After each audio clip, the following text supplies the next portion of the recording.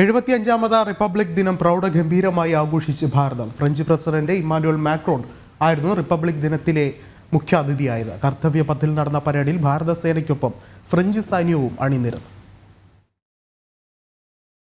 നിരവധി മാനദണ്ഡങ്ങൾ പാലിച്ചാണ് റിപ്പബ്ലിക് ദിനാഘോഷത്തിലെ മുഖ്യാതിഥിയായി വിദേശ രാഷ്ട്രത്തലവനെ ക്ഷണിക്കുന്നത്. റിപ്പബ്ലിക് ദിനാഘോഷത്തിന് 6 മാസം മുൻപ് ഇതിനുള്ള നടപടിക്രമങ്ങൾ ആരംഭിക്കും. ഭാരതവും ക്ഷണിക്കപ്പെടുന്ന രാജ്യവും തമ്മിലുള്ള നയതന്ത്ര ബന്ധം, സൈനിക സഹകരണം, വ്യാപാരം, ആഗോള രാഷ്ട്രീയ സാഹചര്യം തുടങ്ങി നിരവധി വിഷയങ്ങൾ പരിഗണിച്ചാണ് ഓരോ വർഷവും അതിഥികളെ ക്ഷണിക്കുന്നത്. രാഷ്ട്രപതി ദ്രൗപദി മുർമുവിനൊപ്പം കർത്തവ്യപഥിലെത്തിയ മാക്രോണിനെ പ്രധാനമന്ത്രി സ്വീകരിച്ചു. തുടർന്ന് നടന്ന സൈനിക പരേഡിൽ ഫ്രഞ്ച് സൈന്യവും അണിനിരന്നു. We have a very special marching contingent and band from France.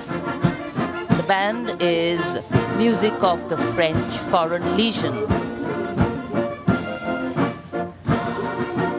The French Foreign Legion music band led by Captain Khourda, comprising 30 musicians playing the Legion's anthem called La Boudin. Republic ദിനാഘോഷത്തിൽ പങ്കെടുക്കുന്ന 6ാമത്തെ French പ്രസിഡന്റാണ് Emmanuel Macron. ഇരു രാജ്യങ്ങളും തമ്മിലുള്ള സൗഹൃദ ബന്ധം അത്രത്തോളം ശക്തമാണ്.